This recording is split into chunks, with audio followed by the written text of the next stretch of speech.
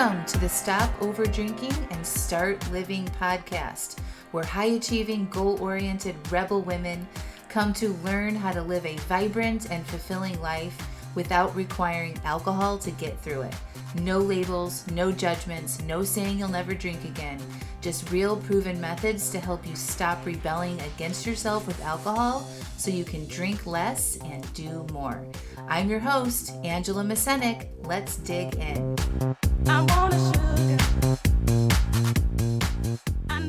Welcome to episode 118, Swearing and the Patriarchy, with guest coaches Corinne Crabtree, Loewentheil, Brig Johnson, and Susan Hyatt. Hello, hello, hello.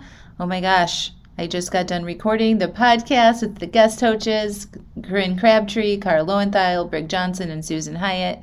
Y'all, how you can follow them and listen to their podcast is included in the show notes. I highly recommend that you click through, subscribe to their podcast, get their amazingness into your inboxes.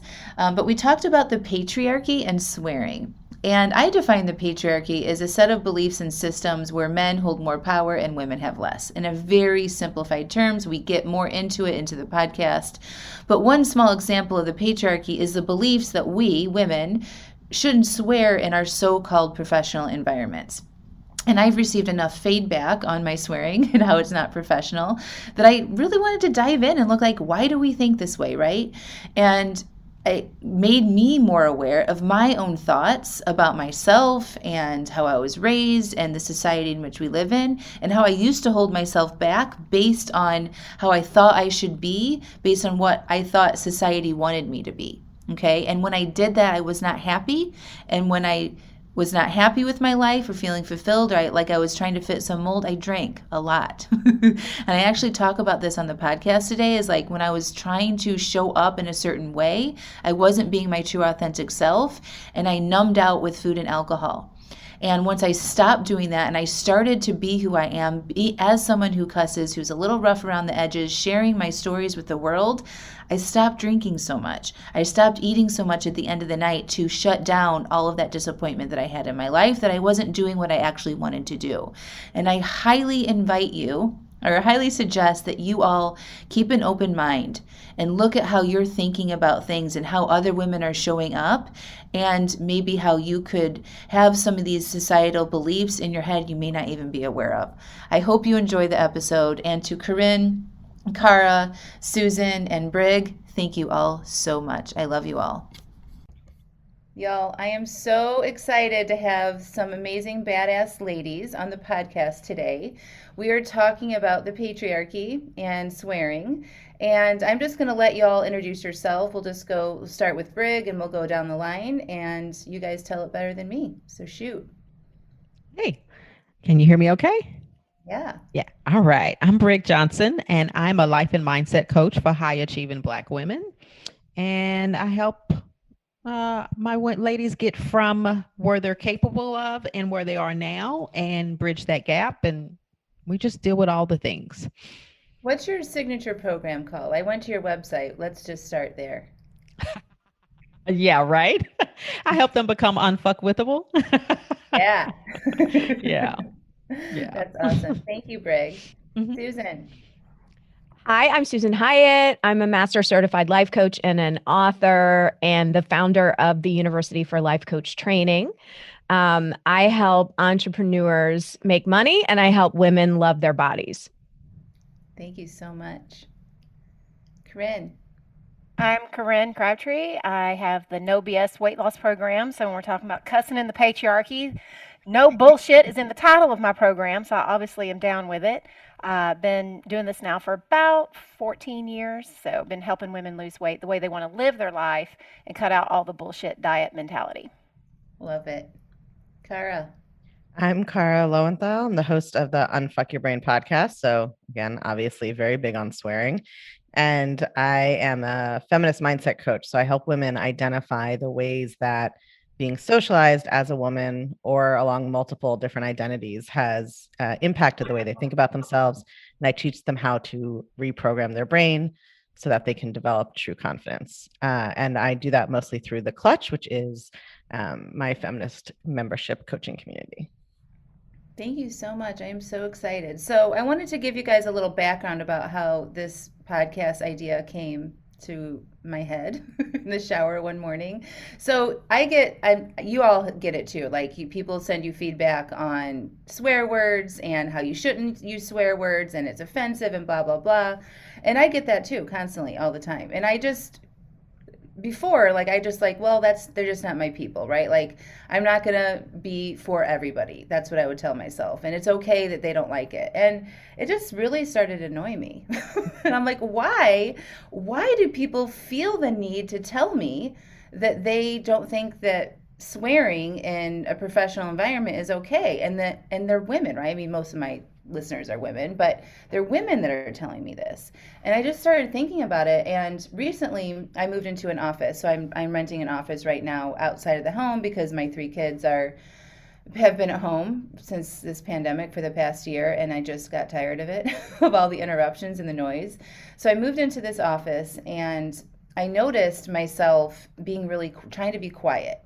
I didn't want to shut and open the door. I didn't want to get up and go to the bathroom too much. I didn't want to be so distracting.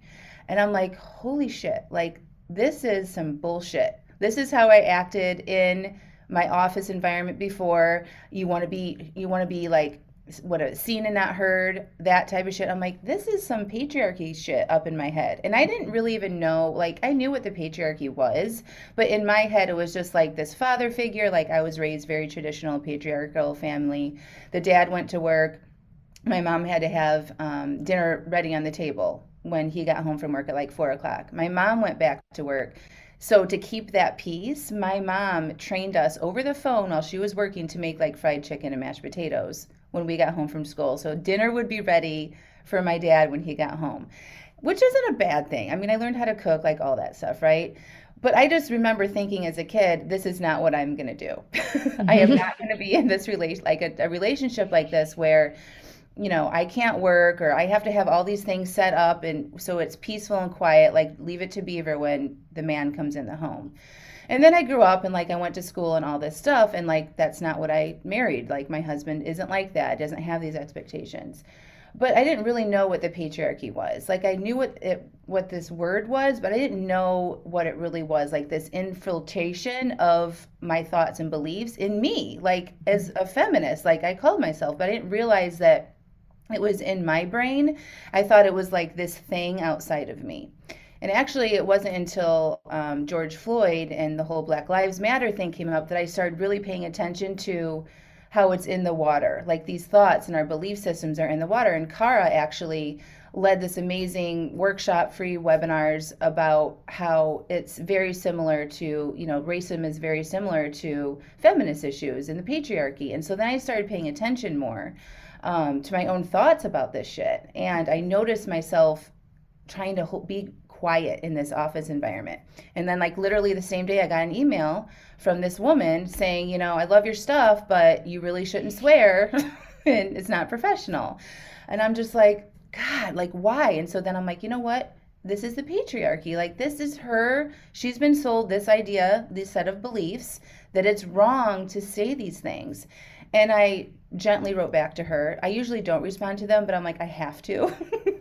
And I was like, listen, this makes me really sad because you've been taught, like, why isn't this professional? Like, why do you believe that? Like, why is it not okay for me running my own business to use swear words in the ways that I want to? And I'm like, when I started doing this work for myself and stopping over drinking and changing my life, like, I edited myself for a long fucking time.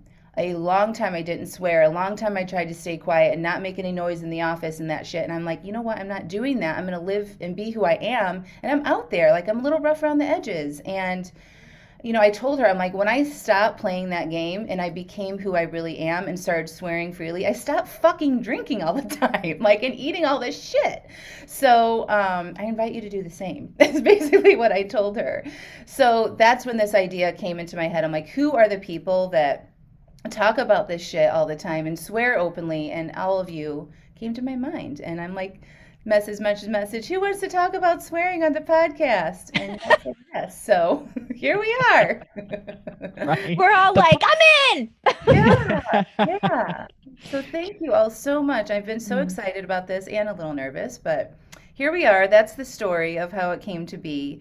And I guess I just want to open it up and let you guys, like, how do you all define the patriarchy? Or if you define it like that, I'd love to hear a few sentences from each of you. Well, I'll default to Cara because I'm new to all of that. I mean, I grew up with a single mother, a grandfather who was an alcoholic and a Marine. My grandmother cussed. I mean, I didn't even know it was a bad thing until I actually started getting emails from people saying it was a bad thing. I was like, "What the fuck are you talking about?" I'm like, I Yeah. grew up this way, you know. So I would like to say, if anybody chooses to email me, they always get my mother. She's the one who works my customer service. And if you want to bitch about my mouth and talk about how ashamed my mother must be, that's who you'll be talking to. And she'll probably just say, I "Fuck love off. it. Here's a podcast you can listen to." This is the best thing I've heard all year. I know. I mean, I think I actually think Corinne brought up something very important, right? Which is that patriarchy is just one of various existing systems of power, like white supremacy, like ageism, like ableism, right? That all intersect. So even when we talk about like the patriarchy saying women shouldn't curse, well, which women? It's usually white upper middle class women, right? That's who the kind of expectations of femininity are placed on. And then there's very different stereotypes or expectations or limiting beliefs for poor white women or for Black women or for fat women or disabled women, right? So even when we're talking about, right, the whole, I think if I'm going to define the patriarchy, I would just say it's a system of social and government structures in which men are privileged just for being men and women are oppressed just for being women. And I feel like the thing we always have to say for people who have bad associations with the word is that it does not mean you hate individual men. Well, you might hate individual men, but it doesn't mean you hate men in general, right? Like, I am straight. I love men. I have brothers. I have a father. I have male partners. I have male friends, right? It's not about individual men, just like structural racism isn't about individual racists. Yes, that exists. But the point is that the way the system's set up, we could like zap every man's brain in the world and turn him into a feminist. But if we still had mostly men in positions of power and mostly men with most of the money, and they were just picking people to work for them who reminded them of them, or they were just right. It's like it's baked in so that even if everybody has the best of intentions, now power and money are unequally distributed in a way that is just going to like replicate itself unless we intervene. So that is sort of how I would define the patriarchy. But I do think it's important to qualify that one, it doesn't mean that you don't like men as a group or individuals necessarily. And two, it doesn't mean you're saying every man is evil and hates women. And it's only one slice of things, right? And like, especially the swearing thing and what's considered womanly or feminine is very like not just gendered, but class coded, race coded, like there's all these different elements to it. Thank you. And actually, when I was discussing this podcast with some friends, one of them who is Latina said, you know, that's fine and all since you're white that you can go out and just swear and, you know, like talk about this thing. And I'm like, that's very interesting that you said that. I'm like, I'm all in for that conversation, you know, like definitely me swearing on my platform maybe doesn't have as a big an impact as a Black woman or somebody else that is swearing. Like, Brig, do you want to talk about that at all? Like, do you think that there's a difference? Oh, I there? sure do. Yeah.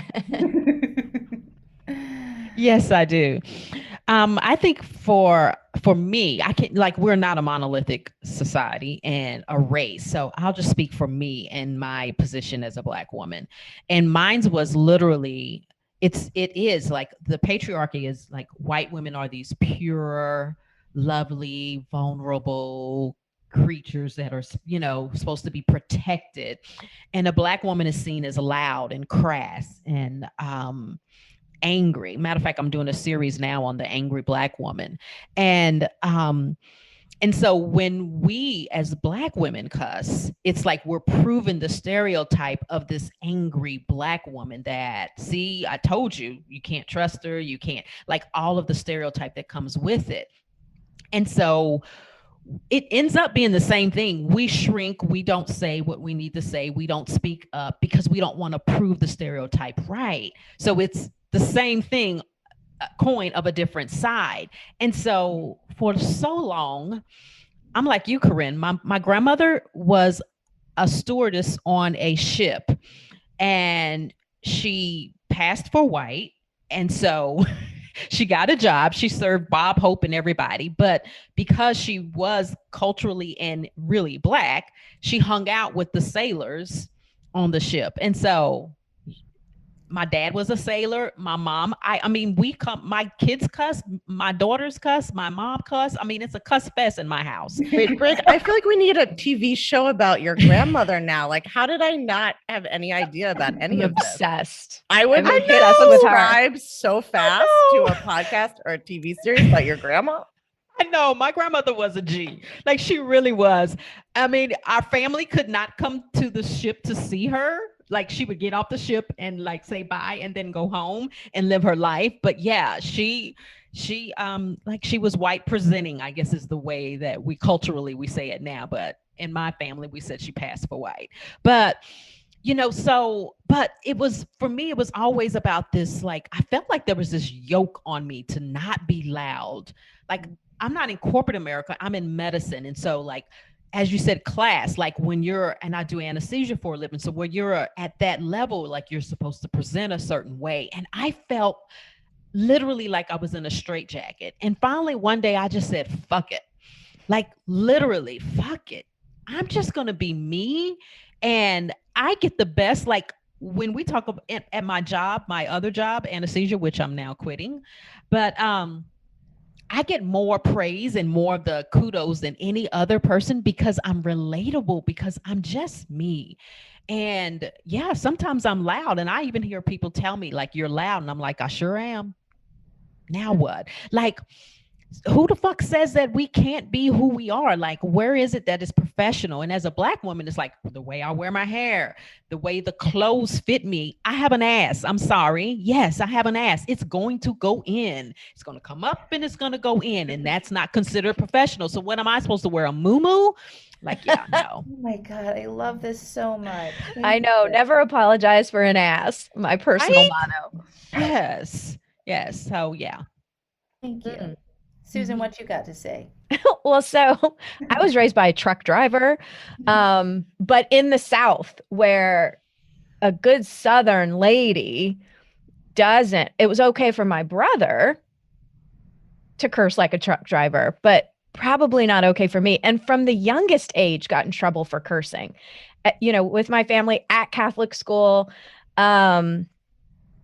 And as a business owner, like many of you, I get feedback, and cursing is a big one. And what I think about this is that for women to use their voice or own their bodies, I mean, historically, women have been burned at the stake for owning and using their voice unapologetically. And so, of course, the modern rendition of that online is, don't say it like that. Don't look like that. And it could be anything, like fill in the blank. It doesn't matter, honestly, like what size you are or how you say things.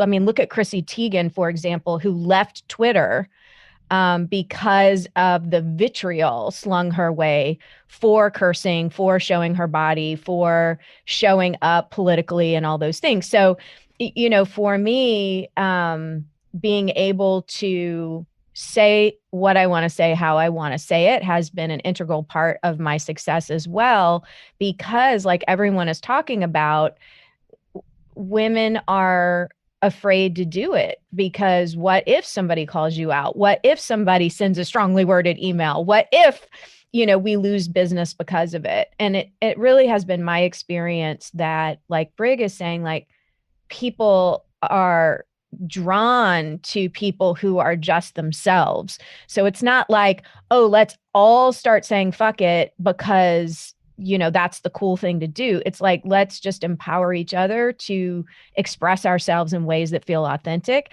And for all of us on this Zoom, it so happens to include cursing like a truck driver or a sailor.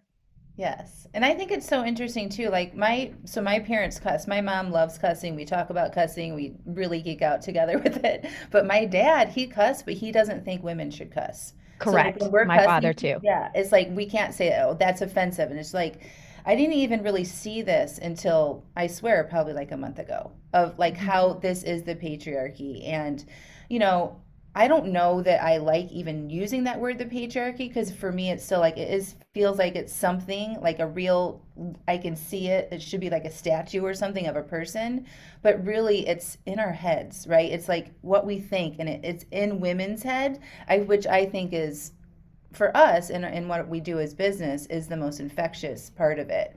And letting them see how it's in their heads, and maybe this podcast will open up their brains a little bit to help them see how their thoughts, when they want to send us an email or be offended about these types of things, or how we show up or how we dress, and do some inner reflection on that and see where that shows up in their lives. I think it's often women who are, or not just women in general, it's people who are suffering by conforming to the rules that are the most resentful when other people break them.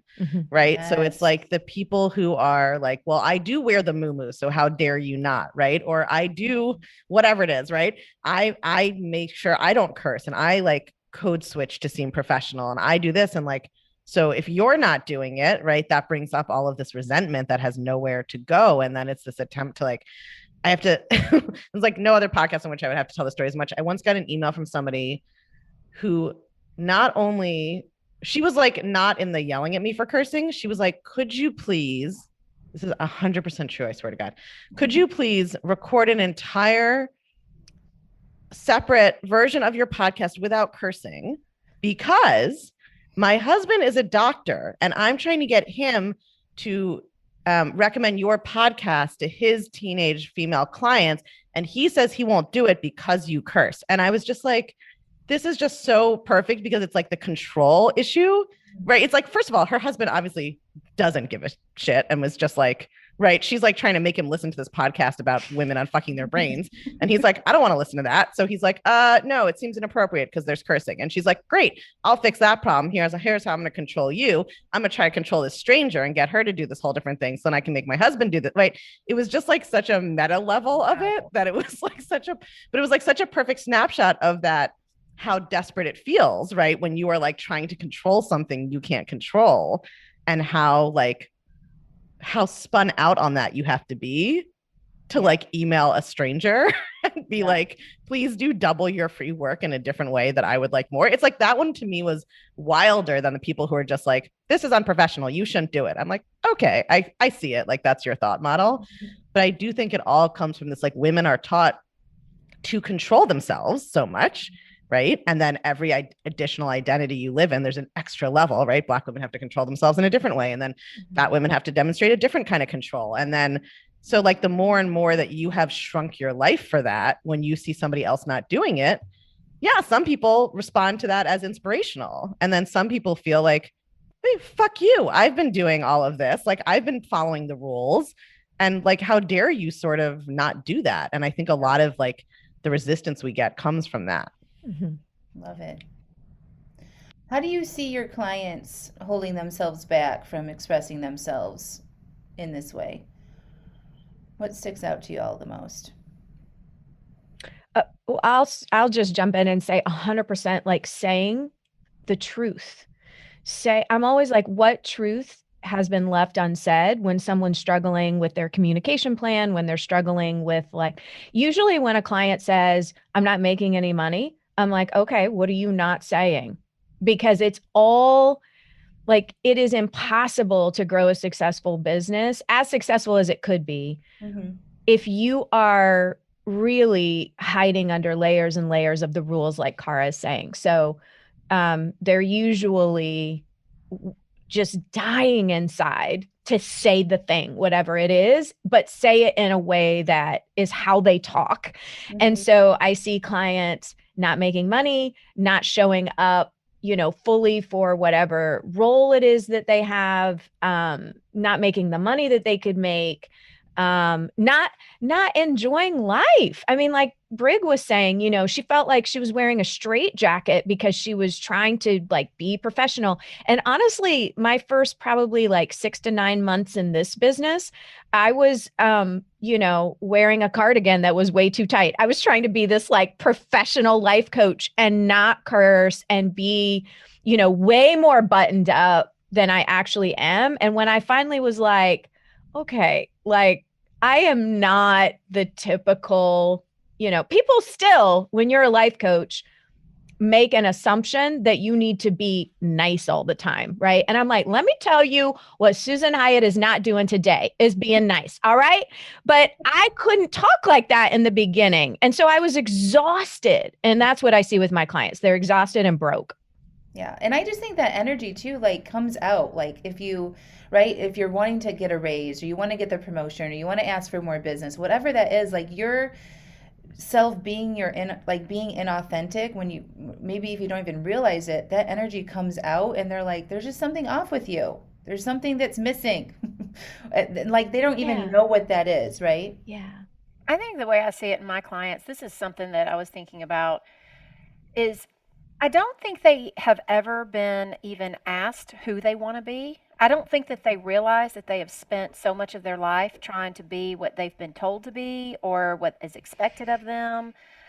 There's a big disconnect. I think some of us really understand this concept. I think for my clients, what I see most often is a lot of them is very shocking to them when they first join my membership and we start talking about who do you want to be? How do you want to think and feel? Like no one's literally ever asked them that. They have always been trying to fit a narrative for like since they were a young child that they spin out all day long worrying about if they're doing it right, worrying about what other people think and stuff, and then wonder why at night, by the time that they shut it all down, that they need to eat. Yeah. It's like they're so exhausted mentally that they can't even turn within themselves to even check in to see what their needs are.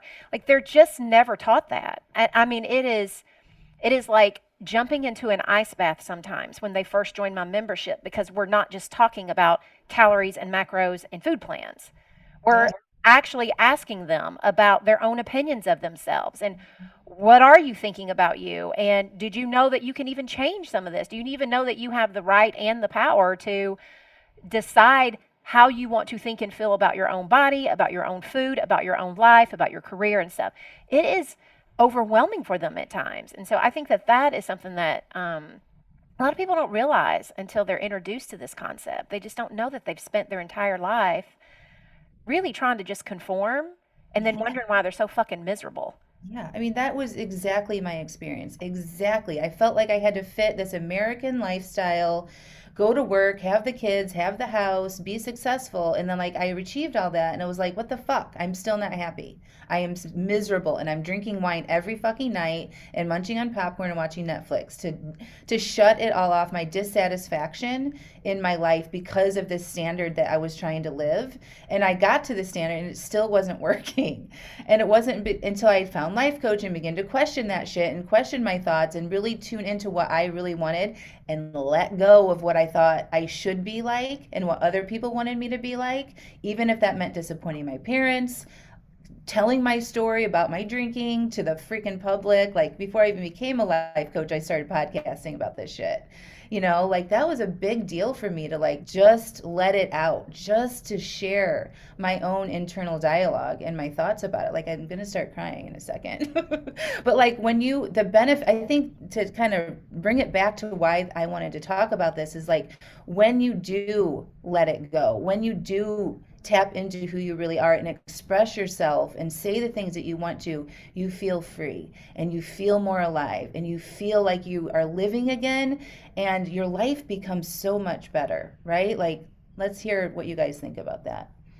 I think it's about connection, because when there are parts of ourselves that we deem unsuitable, then we disconnect ourselves from those parts of us. And when we finally say, fuck it, like this is me, this is the whole package, and we accept us, that allows other people to accept us also. And it's like, it's so funny because most of my clients, when they work with me, they're so afraid of being themselves. And then when they start being themselves, they start getting the promotions, they start getting the visibility. It is the self-acceptance. And like what we're saying is being your own BFF, like being connected inside, having a better relationship with you, as Corinne was saying, so that Like that is money. Money is relationships. And the first major relationship is your relationship with yourself. If that is good, your ability to have a relationship with others and accept them for where they are and who they are is priceless. That's money. That's value. Love it. And I think that's true also if you're like, all of this is equally true if you're a religious person who doesn't want to curse and you're hanging out with a bunch of coaches who curse, right? Like being comfortable being that person, right? And not being like, oh, I have to curse or like do fancy photo shoots or whatever, like whatever thing doesn't feel authentic to you, right? It's like knowing that, I mean, like I look at the way that some of my peers do things and like, it's such a small example. Like I hate doing videos. I hate watching videos. I hate filming videos. I just don't do any in my business. And you know what? It's like, fine. I still make 7 figures, whatever it is. Like you want to curse all the time or you never want to curse or you want to like talk about, you know, our Lord and Savior, or you want to like say that God doesn't exist. Like whatever thing you're doing that some people are going to hate, but is authentic to you is going to draw your people to you, right? It's not like everybody should curse, right? Or everybody like should do it a certain way. There are worlds in which it's like very unfashionable to not curse or to say like, oh, I actually have a moral objection to that. Or I have, you know, in my world, that would be much weirder for somebody to be like, oh no, I don't curse for religious reasons. I mean, in my like social educational class world, that would be like, what the fuck are you talking about? So whatever it is, that's like your, you know, your truth, right? Being aligned with that. Anybody want to add about, I mean, I think that's just so true. Like this is one of the questions I had on here, the offensiveness that comes from when you may not want to do that, right? You may not want to curse, but hearing other people, and I think, Cara, we already touched about that, the sort of like well, if I can't do it, you can't do it either type of thing, right? But the offensiveness that comes, like, let go of the offensiveness and like turn more towards acceptance, like you be you, let other people be themselves, right? And we all would get together a lot, you know, get along a lot better, I think, right? Yeah, That's difficult. Oh, sorry. Go ahead, Brig. I was going to say, I think that's difficult for Black women because we have been taught that we are representing the whole entire race and we carry that as like I don't like, I find it interesting that as I watched the news when I was a little girl, when there was a shooting, when there was something, my first statement before they show the picture was, I hope it's not a Black person. Like it was always, I hope it's not a Black person. When you heard something, you hope it wasn't, because we're always on this thing of disproving this stereotype. And so one of the things I think for my clients is like to detach from the stereotype. Like I am no longer appropriate, like to like hold up the whole race. Like that's not my job. It never was. And what's the stereotype? Why are we still trying to disprove what didn't even need to be proven in the first place? I love that. Thank you. That's so interesting because I think I also like growing up Jewish, there's a similar sort of like you are represented, you know, but it's so interesting what the different stereotypes are. So Jews, there's not a stereotype that Jews are violent, but anytime there's like a financial fraud, you're like, oh God, I hope it's not a Jew. Now we're going to get, you know, like a resurgence of Jews controlled and, you know, the international monetary world and they're stealing all your money or whatever it is. So yeah, I think, you know, I think as coaches, especially being aware of our own cultural blind spots and our own kind of, you know, I'm doing this advanced certification that Brig is in. And like I mean, it's such a humbling process just to teach it. Cause every time I write a module, 5 seconds later, I'm like, oh my God, there's all of these, like, I have all these blind spots that I didn't even address in here that I need to do better the next time. But I think that like, the more it's like a paradox where I think sometimes coaching is taught as like, just like in this neutral space, that's how you coach, right? Not knowing anything about anybody's life and not bringing any of your own opinions in. But part of what I've been trying to teach in this certification that I believe is true is actually like, you know, the more you know about the world and other people's experiences, the better you can create a neutral container because you are aware of what your blind spots are and you're better able to identify what your clients may be thinking. If you're a white coach who hasn't educated yourself, then you have no idea that if you're coaching a woman of color about her thoughts about the police on the police on the news be different than if you're coaching a Jewish woman about a Ponzi scheme or like whatever else, right? You have to know what those kind of blind spots are. Thank you. What else do you guys want to say about this topic? Like, what do you think people should take away from this and maybe apply or think about differently?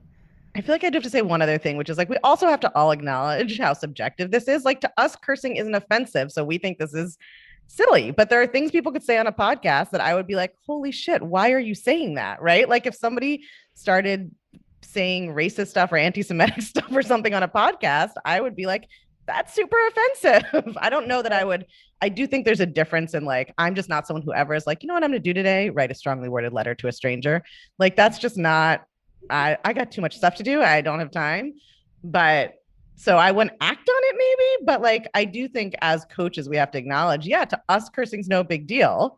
So why would you write into someone about it? But there are people who have different beliefs about it. So I just think we can't have this conversation as if it's like objective that cursing isn't a big deal, right? Or objective that cursing isn't offensive. Mm-hmm. This is just our personal subjective opinion on like what is or isn't and what's worth writing in about. Yeah. Thank you for that. I think it's important for people to think about to really consider why they find it offensive. And to explore, right, like if turn the dial, I'm always like, hey, I'm not for everybody. If you don't like the way that I talk about these things, you are invited to kick rocks, like go somewhere else, right? Go listen to, there are all these other resources and life coaches and shows and podcasts, like, please avert your eyes and your ears. And so it's like an invitation for people to explore, why do you find it offensive? Questioning, could it be your programming from the patriarchy? And why, if you are outraged, where can you direct that? That's not at trying to control other people's thoughts, opinions, and behaviors, is really how I'm, what I want to encourage listeners to do. Because again, I mean, we've already said it's not about like everybody needs to curse. It's so liberating. It's like everyone needs to express themselves how they see fit and be emotional adults about it. And I think it's also important, like building on that, looking at your own reactions also through the lens of like, do I believe this equally for everyone? Right. So it's like one thing if you're like, well, I'm opposed to cursing and I don't think anybody should curse. Like, okay, I'm being consistent now. Right. But is it, oh, well, I think like men can curse, or at least white men can curse, but these people shouldn't curse. Like, just getting curious about your reaction. Like, is this really just a value I have for everybody? Is this an expectation that I'm applying only because of XYZ and only these people? Like, that kind of inquiry, I think it's always a good, like, when you have different expectations for different groups of people, that's always like a good little ripple in your mental fabric to like look into and see what's going on in there. I love that, but that just takes some awareness and some pausing and like not jumping down the judgment train. My podcast for next week is actually on judgment and like, why do we judge other people? And I did a little research on it, and it's like, why do we judge? Why are we so quick to say that's not right? You're doing it wrong. And basically we all know this because we're all similarly trained, but it's because our brain is taking the easiest way. Like, that's just when we look at how we were raised in our society and our family structures, we have been taught to think certain things about other people that are not like us. And so when we see or hear something that is not the way we would do it, our first brain response is to judge. Like, that's just what happens, right? We can't really stop that from happening, but inquirious minds, or people who want to question their judgments, question racism, feminism, the patriarchy, all of that. When you're trying to open your brain to learn differently about other people and how we're all connected together, just pausing would be a good idea. Ask yourself why that's offensive. What belief system do you have in there that's causing you to feel the way that you feel in your body, that makes you want to send that email, to say that's not right, to say that you're wrong, is my advice. That's coming next week, though. And like, what's your desired outcome? I always feel like when people are in an urgent action mode, like, I always want to be like, okay, what do you, like, realistically, do you think I'm going to change the name of my podcast that has $15 million and is called Unfuck Your Brain? Like, probably not. So like, what is it? What's the outcome we are wanting here, right? What is it that because people don't think that far, right? It's just like you're saying, they have the emotion come up. Yep. And then we know as coaches, they're like, I have a feeling, I want to take some action to try to make this feeling go away. So let me right? Yeah. Send the email, yell into the void, be mean to the customer service person, like whatever I think is going to like discharge the emotion I'm feeling. Yeah. But like that opportunity to sit with it and see what's in there. Who cares? You can still hate us cursing, but you're going to learn something about yourself, right? If you pause and actually look at what's bringing up that urge in your body to send the email, yell at us, whatever it is. Yeah. And also most of us have people who read our emails. So if you're trying to like upset us, it's not right. Corinne, you're getting her mom. Yeah. For me, it's poor Christy. Yeah, when you send an email like that, you're just messing with Christy's day, who has to read my email. Like, that's not. So what is the actual purpose of doing this?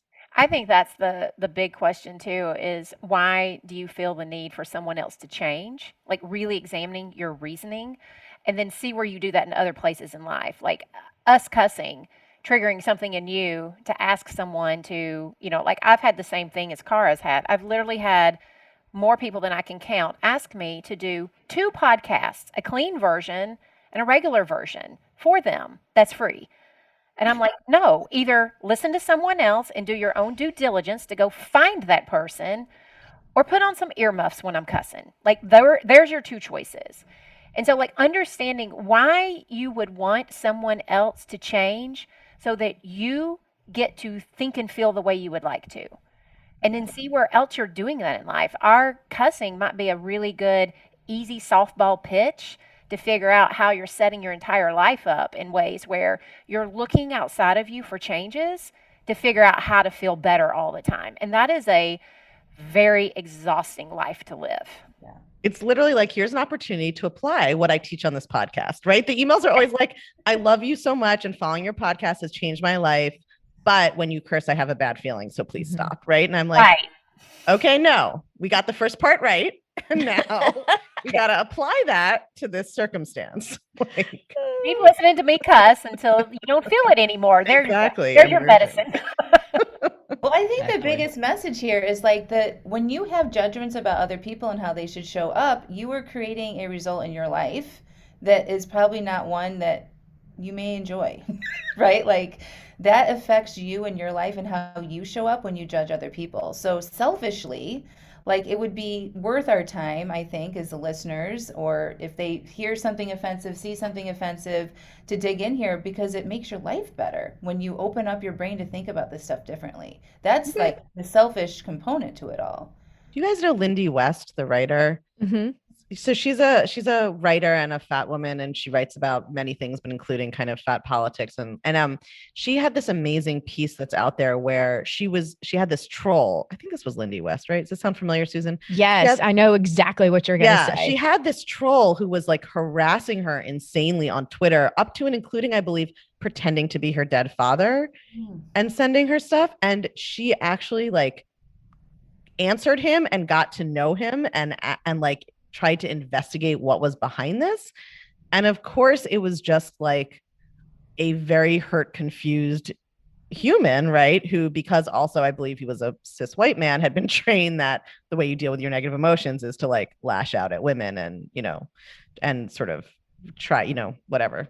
But that was just to me. So like, we don't all have the time or inclination to do that with people who write us these kinds of things. But it was just such a like, I think like what we're describing, what we have to be careful of on both sides, right, is like missing the humanity of the other person involved. So like the people who want to yell at us are not thinking about our humanity. And like, we're all having fun here. And some of these stories are hilarious, but like that person who wanted me to do a whole clean version of my podcast, she was having, just the human experience, like a really strong emotion that she didn't know what to do with. And so she tried to control someone else and like, let those of us who have not done that cast the first stone, right? Like that's such a human experience we can all identify with. Yeah, it really does hurt my heart. Like when this last one that spurred this whole podcast, I was just like, I felt bad for her, because it's like she said the exact same thing. I love you so much. Your content has changed everything, blah, blah, blah. But you're swearing. I'm just like, oh, if you could just accept the swearing, like you could still have all these amazing benefits and you and your life could be better or easier, right? So yeah, it really is like, I love all the humans. I love all of it. I'm here for all of it. All of my podcast listeners are listening it. You're welcome to email. I probably won't respond to all of them, but I do listen to the feedback sometimes. I make my decisions on if I want to adjust things. Swearing is a hard line in the sand for me. Like that is just not something I'm going to do because it's part of who I am. Like it's just in me that I want to cuss and I feel good when I do it. And physiologically so, right?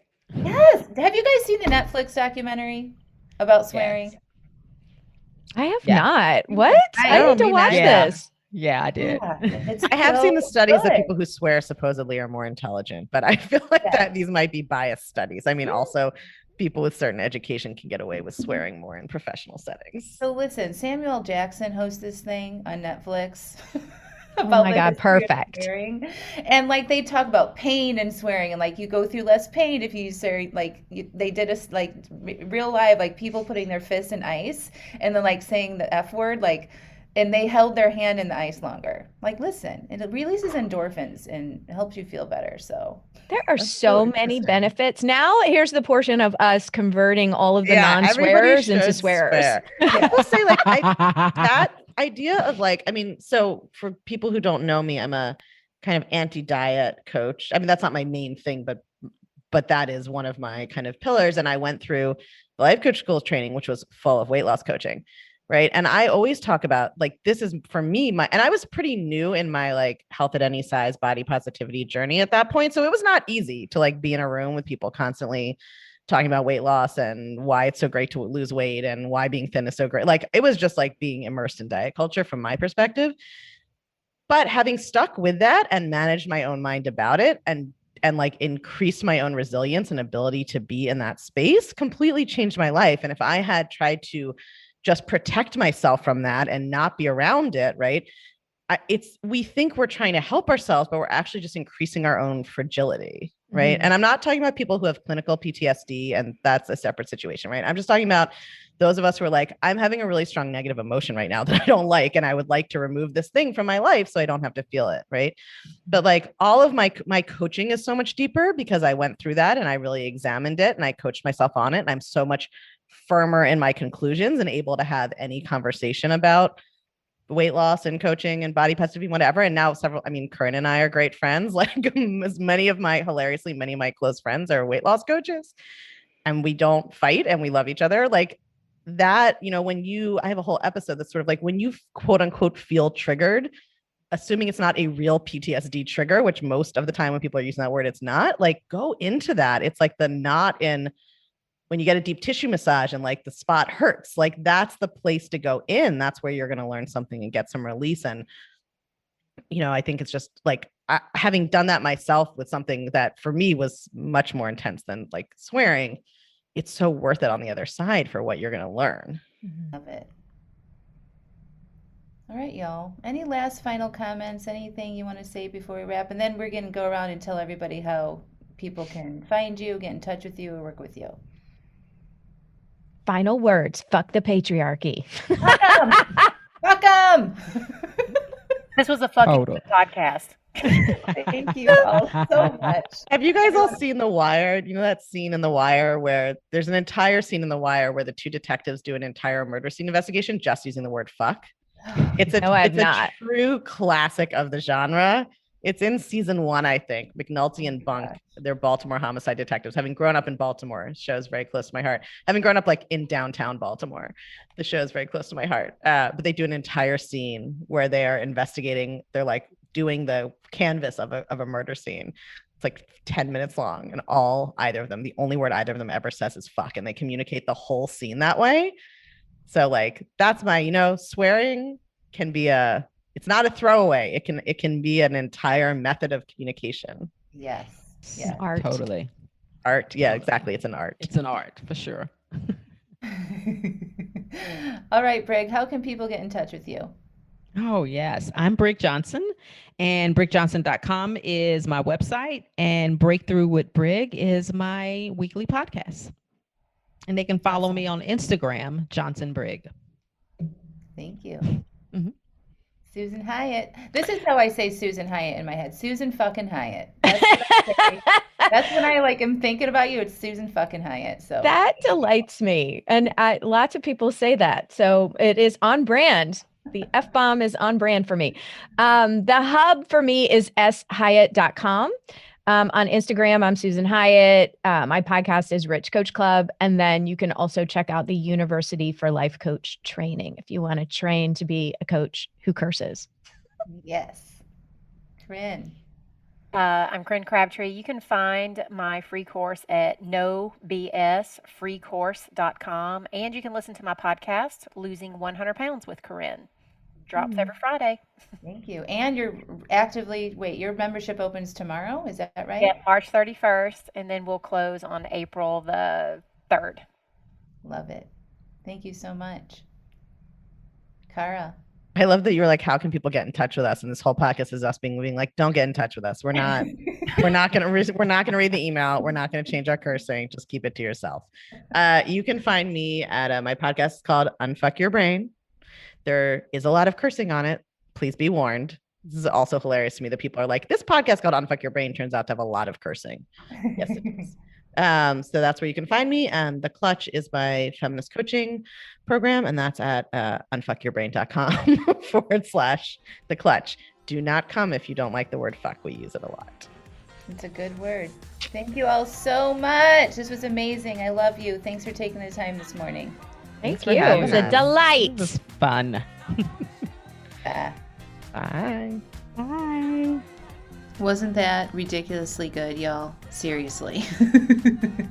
Now listen, make sure you go follow them on their podcast, sign up for their emails. Thank you so much for listening. And if you want to join me in my Stop Over Drinking and Start Living program, click through to the application link, watch the 3 videos, read through all the information, and get your application in so you can stop over drinking and start living like you actually want to be living with who you really are and how you want to show up in the world. I love you so much. Bye for now.